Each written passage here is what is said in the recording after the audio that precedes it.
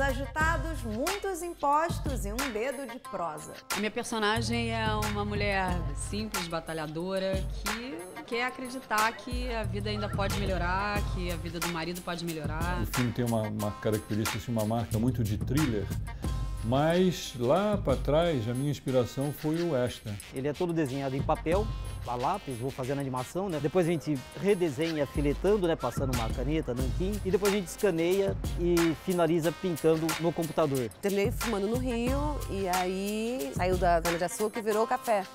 Aí o Walter adaptou para a década de 30, para a queima do café, para Getúlio. Ficou outro filme, ele ganhou com isso. A gente buscava personagens, mas a gente não achou que fosse achar uma família inteira de personagens tão marcantes como foi o do nosso filme. Juntou dinheiro quando ele morreu, meu filho. Nós achamos uma dinheirada imensa, tudo sem validade. No tempo do cruzeiro ainda.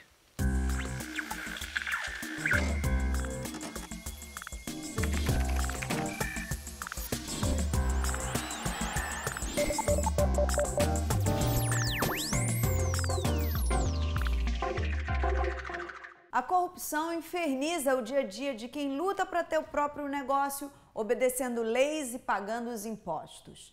Ela está tão entrelaçada na vida social das pessoas e das instituições que torna quase impossível o sonho de um homem honesto.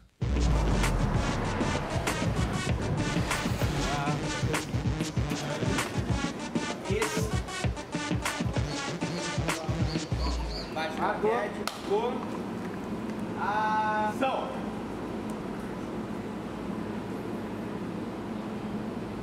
A gente está aqui contando a história de um cara que tenta abrir um estabelecimento comercial, um empresário, que se depara com muitas dificuldades, desde burocracias até corrupções, do nosso estado. A gente convive com isso e a gente acabou tendo a ideia de trazer isso para o cinema, para botar nesse curta-metragem aqui. Essa história é muito bacana do Roberto porque ela fala sobre a corrupção sistêmica do micro e não só do macro. A gente está vivendo um momento aí que todo mundo fica falando muito do macro. Mas qual é a questão do micro? É aquela propina que você tem que dar para o flanelinha, a propina que você tem que dar para o cara da vigilância sanitária, para um alvará. E acaba que esse sistema enlouquece esse personagem, porque ele quer ser honesto, ele quer ter o seu próprio negócio e ele não consegue, porque os gastos vão ficando incalculáveis, a corrupção vai tomando conta dele em todos os lugares e ele tem um surto. E a briga vale mesmo quando vocês caem dentro do barco, porque até então é óbvio. Então não pode fazer barulho para não cortar aqui. Estou muito feliz de fazer esse curta, porque o Pedro, o diretor, é um batalhador do cinema. E a produtora dele, a Condomínio, está nessa sua primeira incursão, então eu acho que isso é super importante para nós atores também, nesse momento da nossa cultura, e a gente está engajado. Eu estou muito feliz e honrada de poder fazer parte desse primeiro curta dele. Eu estou trabalhando com cinema há mais de 15 anos e aqui eu tenho muitos amigos, a maioria eu conheço há esse tempo, que já estavam no cinema quando eu cheguei, E eu acho que a gente forma uma família. Aqui a gente tem uma família de profissionais extremamente competentes. Lógico, a gente gosta sempre de ter alguns iniciantes, porque o curta serve para isso. Aqui, nesse trabalho, a gente resolveu fazer um filme. A gente não fez um projeto. Vou fazer um projeto. Não, bora lá fazer um filme. É uma estrutura maravilhosa, uma galera de cinema incrível. Todo mundo aí no mercado há um tempo, se juntando para fazer cinema como se fazia antigamente, Vamos filmar? Vamos filmar. Os caras são expulsos, a câmera volta contigo e encaixa os três. A chegadinha foi perfeita, tá, da animada. Chegaram e formamos um trio de novo no final. A gente escolheu um bar pronto, funcionando aqui na Gamboa e preferiu estragar do que fazer um pronto novinho, Então aqui a gente acabou de fazer a cena na qual a esposa do Roberto, que é a Lúcia, quem faz é a Dani Vinitz, encontra a arquiteta e tem algumas ideias de alterações. Uma delas é tirar o banheiro de lugar, botar embaixo da escada, coisa que ao longo do filme a gente vai descobrir que foi um erro, porque o prédio era tombado, então acaba gerando multas da vigilância sanitária, fiscalização da prefeitura, coisas que vão dificultando o caminho do nosso personagem até o objetivo dele, que é ter um bar. E no final das contas ele realmente não consegue. ele vai falir com a invasão dos moradores de rua, os mendigos, os ambulantes, as prostitutas. Essa é a história do filme. Ação!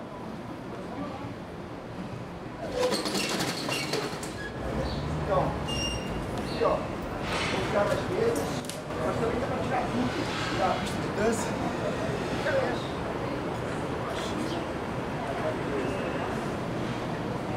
Hoje a dedetização também, né? É muito investimento, afinal de contas, nossa viagem pra Disney foi embora. Bom, enfim. Um esquema de contrabando e tráfico de drogas impera na fronteira entre o Brasil e o Paraguai. No meio da desordem, tem sempre alguém disposto a fazer um trabalho sério e virar uma lenda na região. A polícia de São Paulo apreendeu numa operação nessa manhã 600 quilos de maconha e 50 quilos de cocaína. Parou! O nome da lei é a história basicamente de um juiz transferido para a fronteira do Brasil com o Paraguai e um cara de São Paulo que chega naquele mundo desconhecido e que de repente se vê envolvido com aquilo que é o padrão ali mesmo, que é a criminalidade, contrabando, tráfico e tudo mais. E esse cara meio ingênuo, descobrindo um mundo absolutamente novo para ele, tendo que enfrentar todos esses caras. É um pouco assim, essa coisa assim, a jornada do imbecil até o entendimento. Né? Quer dizer, como é que esse cara se transforma, vai se transformando ao longo da história. Ele conhece uma promotora que trabalha lá, que também é de São Paulo, e um cara da Polícia Federal, né, e que vão paulatinamente abrindo os olhos dele para essa realidade de como se colocar diante dela. E há um grande antagonista, que é o Chico Dias que faz, que é um cara que é o rei da fronteira. Alice Costa, procuradora. Vitor Ferreira, sou o novo juiz. Eu acho que é uma história sobre o Brasil contemporâneo, né, em que a presença dos juízes tem cada vez, na verdade, essa demanda da sociedade pela justiça. Então é um filme que tem esse lado do Brasil, mas ao mesmo tempo é o cinema, né? Cinema de entretenimento, uma coisa que eu acho que é um pouco a marca daquilo que eu sempre fiz na vida, que é juntar boas histórias com um olhar sobre o nosso país. O filme tem uma característica, assim, uma marca muito de thriller, mas lá para trás a minha inspiração foi o western. Né? Então aquela coisa dos filmes do Clint Eastwood, que o cara chega na cidade assim, montado num cavalinho e de repente tem que se confrontar com aquela coisa toda ali. No caso, o personagem do Matheus Solano, ele também é um cowboy, só que ele chega de moto. Então, e chega naquela cidade estranha e vai botando o pé ali, mergulhando naquele mundo ali, né? E descobrindo a violência que impera ali e essa coisa toda. Para quem o senhor trabalha, senhor humano? Só vou te falar uma coisa, palhaço. Tu não manda nada na fronteira. Quando eu faço série, bom, esse tamanho de telinha que eu estou montando é o que as pessoas vão ver. Mas um filme não é isso, pô, né? O filme é uma outra experiência sensorial, pô. Né? O tamanho dos planos, o som. A televisão, quando muito, é estéreo, né? O cinema é 5.1. Isso aqui é muito pior do que qualquer um possa imaginar. É fronteira. Sempre em cartaz, no cinema, no teatro ou na TV, a gente pode dizer que ele é um ator onipresente na dramaturgia brasileira. Eu tenho a grande honra de receber hoje aqui no estúdio do Revista o talentosíssimo, muito querido Augusto Madeira. Obrigada por você ter vindo. Muito obrigado a você, uma honra. Vem cá, você faz muito teatro. Eu queria começar falando sobre isso, assim. Quantos anos você ficou em cartaz com espetáculos diferentes ao longo da sua carreira? Eu estrei com 16 anos uma peça de formação de curso com Roberto Bom Tempo, em 86, 87. E aí eu não saí de cartaz mais, emendei uma peça na outra, até o fim de 2013, quando foi meu último espetáculo. De lá para cá, o cinema e as séries invadiram a minha vida, não consigo mais conciliar. E aí no cinema você começou fazendo curta, você fez muitos curtas, né? Fiz. Você acha que o curta ele é um espaço maior de experimentação, não só para o ator, mas para a equipe de uma forma geral? Ele é de fato um exercício de liberdade de criação, né? De linguagem, assim. E muita gente que eu trabalhei, né? Eu sou até tão engraçado, eu faço parte da cinematografia de alguns diretores. Eu fiz todos os curtas do Rodrigo Gueron, do Bruno Viana, quase todos, do Eduardo Nunes, quase todos. Gente que eu estou sempre ali batendo, e eu me orgulho muito disso. Na verdade, eu comecei muito com curta, porque quando eu comecei com o último filme da Lei Sarney, chamado A Viagem de Volta. E a gente conseguiu filmar. Só que aí veio o Collor, acabou com a Embrafilme, acabou com tudo. O filme não teve nem dinheiro para passar no cinema, distribuição, nada. Aí logo veio a retomada do cinema nacional e eu pude fazer o Carlota Joaquina. Aí eu falei, pô, fiz o último, estou fazendo o primeiro, vamos que vamos, né? Não foi bem assim. Continuei fazendo uns curtas, pinguei umas participações pequenas em vários longas, mas não consegui uma entrada assim. E você teve uma parceria nos curtas também com o Eduardo Goldenstein, né? Muito. Você fez quase todos os filmes dele e vocês fizeram no cinema também um curta que é sobre o Malas Artes. Sim. A gente filmou o curta do Eduardo Goldenstein numa feira em Juiz de Fora. E a feira durava... A gente chegou bem cedo, mas a feira acabava meio-dia. E a gente só se tocou disso quando eram as 10h30 da manhã. Então foi uma correria, mas o filme saiu uma graça, assim, pra surpresa de todos. Eu sou muito falador, muitos chamam de larápio, outros chamam de ladrão. Mas aqui eu deixo claro que roubo eu não faço, não. Tudo que eu consigo é usando a falação. Que eu posso fazer se é os outros é que me dão. Pode aplaudir, gente, pode aplaudir. Tá bonito aí. A bagamãe que essa mesma... Esse dinheiro é pra mim, rapaz. Oi? Esse dinheiro é pra mim. É você o que eu quero. A gente já vinha de 2 trabalhos, que era o Copista, que era o Truques e Xaropes, que foi um filme muito premiado também do Edu, filhos dessa parceria, que depois veio com um longa do Edu, A Corda Bamba, que eu tive o prazer de fazer casting, preparação de elenco infantil e elenco. Que legal. E meu filho faz o filme também, era um negócio... que legal. Peraí, gente, onde que era o número desse negócio? Ah, bom dia. Aqui, Oi, ó. meu amor. Olha pra mim, olha pra mim, olha pra mim. Peraí, Agora, olhou. Aqui. Acho que é tinha jeito de fazer, babuta. Meu amor, você ainda vai ser um grande mágico. Não é que não? Chegamos, Maria, é aqui, 70. Vai andar, hein? 4º andar.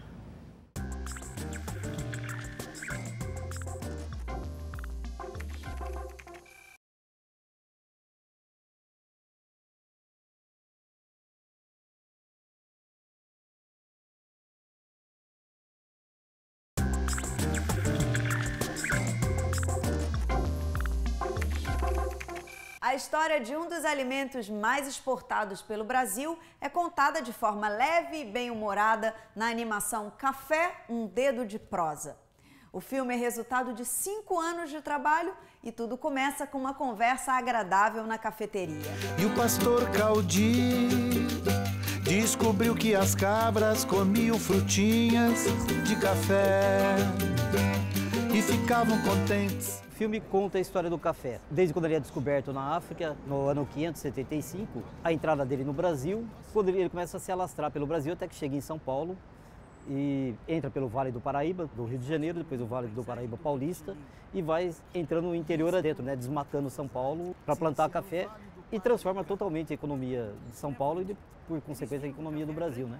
E ele vai contando essa parte histórica e também as influências que o café vai tendo na política, na economia, na arte principalmente, né? Você anda pelo interior de São Paulo, cada estação que você vê, cada teatro, é tudo que ia acompanhando o desenvolvimento do café. Então eu via o café como uma coisa paulista e principalmente do interior de São Paulo, né? Oswald de Andrade e outros modernistas ainda lançaram o Manifesto Antropofágico e a Revista de Antropofagia. Antropofagia. Os artistas brasileiros comiam a arte estrangeira. Ele é todo desenhado em papel, a lápis, vou fazendo animação, né? Depois a gente redesenha filetando, né? Passando uma caneta, nanquim, e depois a gente escaneia e finaliza pintando no computador. Na verdade, as primeiras indústrias no Brasil, voltadas para a fabricação de tecidos, nasceram do dinheiro do café. Como no filme é um casal de amigos que está conversando e a animação vai ilustrando o que eles falam, eu queria uns atores que naturalmente tivessem esse sotaque paulista, né? Então, daí um paulistano da Lapa, da Vila Madalena, que é o Vande Doratioto, e uma caipira de Tatuí, do interior, como a Vera Holtz disse, né? Bom, eles são 2 amigos apaixonados de café que se encontram numa cafeteria para tomar café e vai conversando. E por acaso eles conversam nesse dia sobre a história do café. E a animação vai ilustrando tudo o que eles vão falando, né? No fim do filme eu revelo quem são. Aí a gente filma eles numa cafeteria tomando o seu último café na hora de se despedir, né? Tomar café é quase um abraço, é como um afago, um cafuné. Uma fazenda de café se transforma no cenário assustador do suspense através da sombra. A personagem principal tenta desvendar um mistério sem perceber que ela mesma pode estar envolvida numa trama diabólica.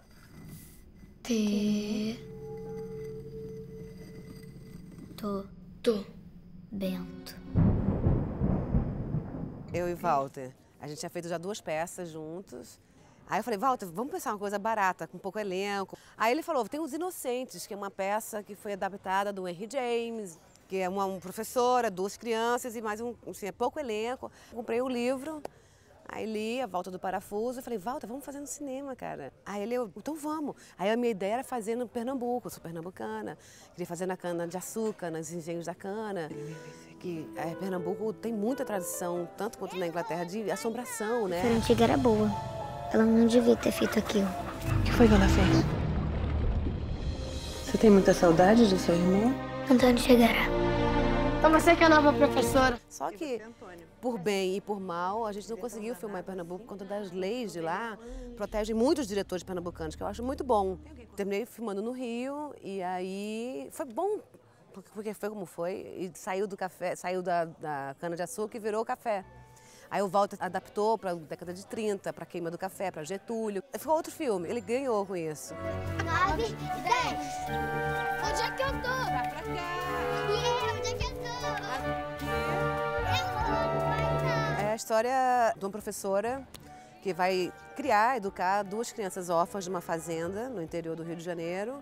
De repente ela começa a ver gente morta, mas o espectador não sabe se ela está meio ficando maluca, que as pessoas da casa acham que ela pode estar ficando maluca, ou se ela vê, ela é uma espírita não desenvolvida. E aí ela começa a achar que está acontecendo uma trama diabólica, que os mortos estão encarnando nas crianças e ela quer resolver aquela situação. O homem aqui na janela, ele era alto, forte, usava uma capa comprida. Parece o Bento. O antigo capataz da fazenda morreu faz 1 ano. No final dos anos 80, um longa-metragem levou para a tela dos cinemas o cotidiano dos caminhoneiros. São profissionais que atravessam o país para chegar aos destinos mais distantes. Eu conheci o Mário há 12 anos. Muito antes, Sandra, muito antes de muita gente. Jorge, um brasileiro, é o nome do filme e do personagem principal. Depois de brigar com a esposa, o caminhoneiro cai na estrada, relembra as aventuras e os amigos que fez pelo caminho. Ih! Jorge! Como é que é, seu sacana? Ele encontra policiais, fazendeiros, bêbados, profetas, prostitutas e todo tipo de gente. Ele deixa a mulher sozinha e dá boa vida para os biscates. O filme faz uma crítica à falta de infraestrutura e às condições precárias das estradas.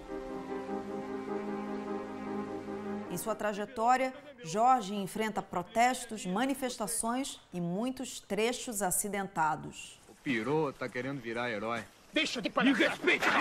Obstáculos diferentes que precisam ser vencidos para que ele cumpra a tarefa dada pelo chefe. Dura é ficar de pé, lutar e trabalhar feito aço. Fazer a vida tocar pra frente já é uma vitória danada. O que era para ser um filme sobre o circuito leiteiro da zona rural de Juiz de Fora virou um registro da história de amor e união de uma família. Como todo documentário, Resguardo é um registro cotidiano onde os cineastas mudam de rumo conforme as descobertas do percurso.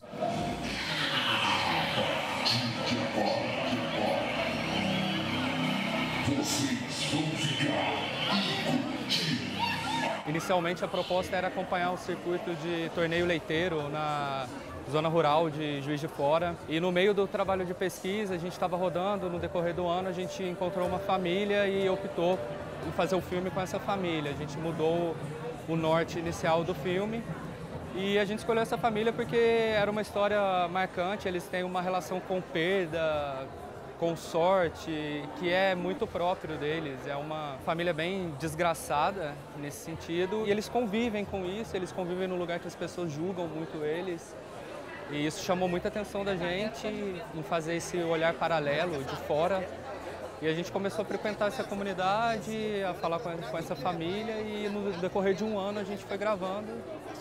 E é o plot do documentário. Foi uma surpresa, assim, uma grata surpresa. Porque a gente esperava encontrar assim, o interior sem nada demais. A gente buscava personagens, mas a gente não achou que fosse achar uma família inteira de personagens tão marcantes como foi o do nosso filme. Eu não choro mais. Quando o Carlinhos morreu, o meu irmão me levou no hospital, porque eu já estava bomba aqui, né? com a pressão baixa. A relação entre eles superam barreiras e tratam do amor. A relação de amor entre eles é uma coisa muito característica deles, assim, apesar da comunidade onde eles vivem terem uma imagem deles diferente, eles vivem a parte disso, assim. Eles convivem com as pessoas, mas eles conseguem ter um laço de amor que supera qualquer comentário maldoso, supera qualquer preconceito que as pessoas tenham com eles. Essa coisa do empirismo, do documentário, da pesquisa, que eu acho que é o fascinante, né? Que você se envolve com a história, você vai descobrindo as coisas e vai montando, né? E depois você dá um sentido na edição, não é aquela metodologia da ficção. Então ao mesmo tempo que é desafiador, né? E principalmente, pô, sei lá, a história de uma família, o que eu vou mostrar, o que eu posso contar para as pessoas. Essa decisão, assim, eu acho que é um processo que te faz amadurecer também, né? Porque a pessoa quando ganha o filho, que faz tramóia, que faz arte, põe a friagem, quebra o resguardo.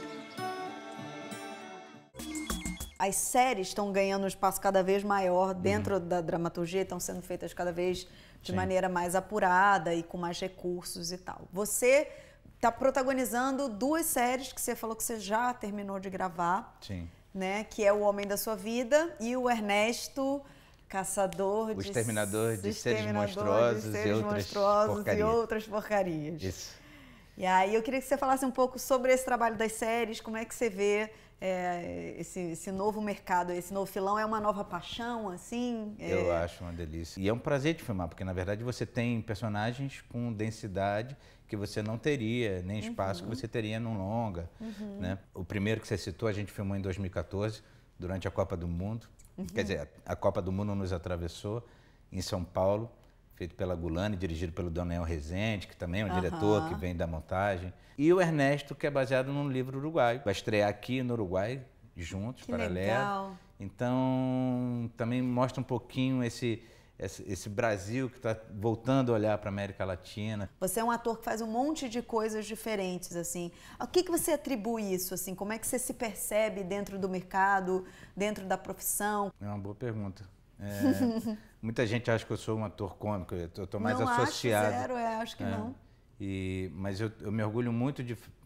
Por exemplo, na minha carreira tem filmes épicos, né, como Xingu, Carlota Joaquina, filmes de pesquisa, como é O Espelho, como é o Sudoeste, filme com grandes mestres, como o Quase a Memória, do Rui Guerra, Os Desafinados, do Walter Lima Júnior, o filme de jovens diretores, como Tomás Portela, o Calvito, o Matheus Souza.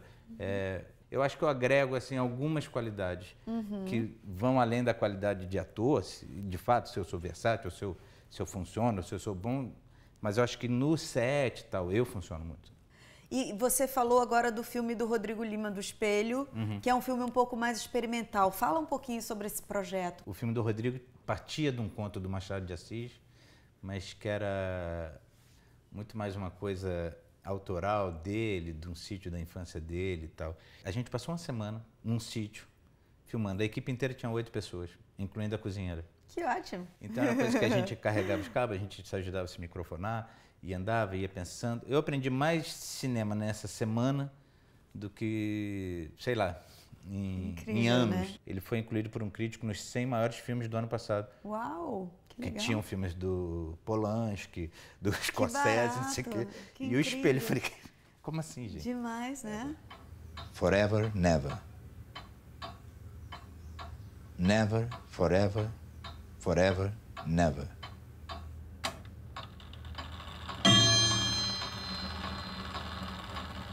E aí você está cheio de projetos novos. Eu queria que você me contasse aí as coisas que você está fazendo ultimamente. Tem para estrear O Beijo no Asfalto, primeira direção do Murilo Benício. O Rei das Manhãs. Fiz também um novo filme do Henrique Goldman, que fez o Jean Charles. Que a gente chama O Nome da Morte. Ah, que bom. Hugo, obrigado por você ter vindo.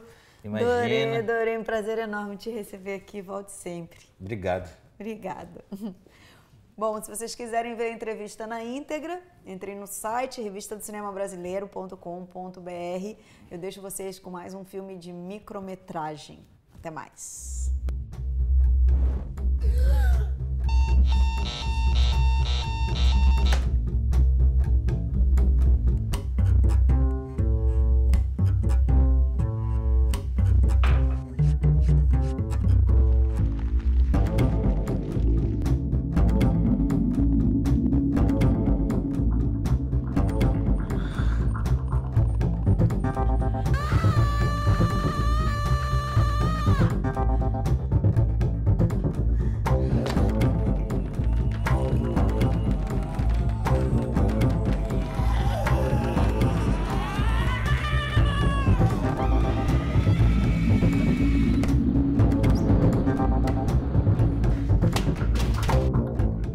E o serviço de quarto? Pode melhorar?